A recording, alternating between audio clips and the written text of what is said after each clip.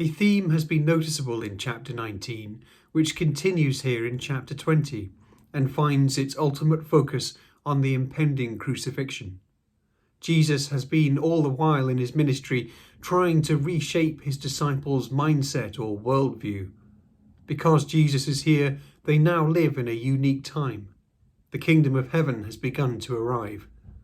This event recalibrates values and perspectives.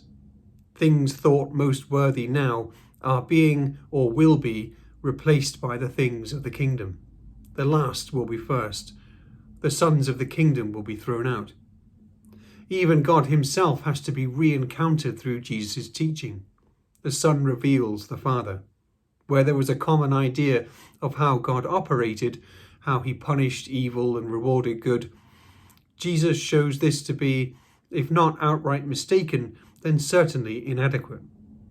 The parable of the generous landowner harks back to the Sermon on the Mount, where Jesus taught that God was kind to the righteous and the unrighteous, and that he sent rain on the good and the bad. This cannot be taken to mean that God ignores evil.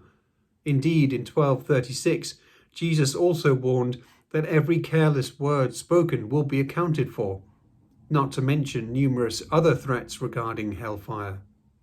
But as people were generally mistaken in John's Gospel regarding illness and misfortune, attributing each to God's justice, so they misunderstand God's justice in the other direction. God is unfathomably good to those who do not deserve it. His generosity cannot be calculated.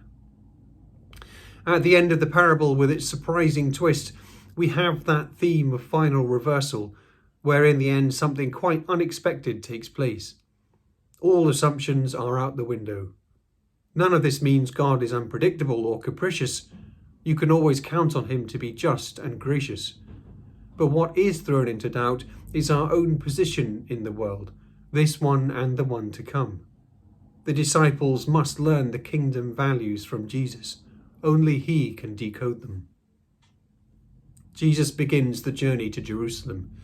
We saw in John's Gospel that Jesus goes to Jerusalem numerous times, but in the Synoptic Gospels, Matthew, Mark and Luke, he goes only once, to face the cross. He again predicts in increasing detail what will happen to him. We are not given the disciples' immediate response. Instead, James and John make a request to Jesus through their mother. They want the best seats in the kingdom. They must have sensed, as they were on their way to Jerusalem, that things were coming to a climax.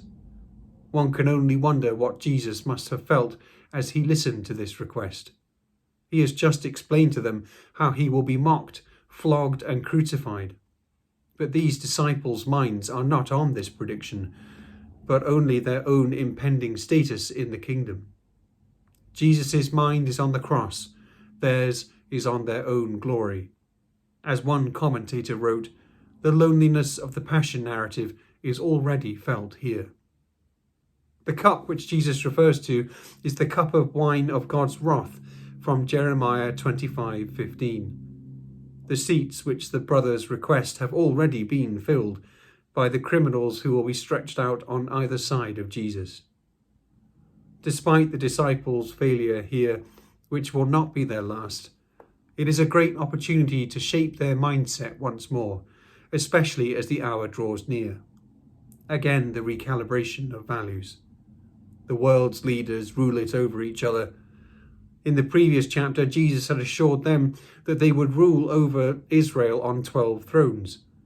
But here, in the lengthening shadow of the cross, they must understand what leadership in the kingdom truly is. They must serve as the Son of Man is about to serve. Here Jesus refers to Daniel 7:13-14 and Isaiah 53:10-12. Jesus is about to make a payment to buy back or redeem many. The cross will be the ultimate recalibration of the disciples' values and perspectives as they are confronted with humiliation, service, endurance, sacrifice, agony, and desolation.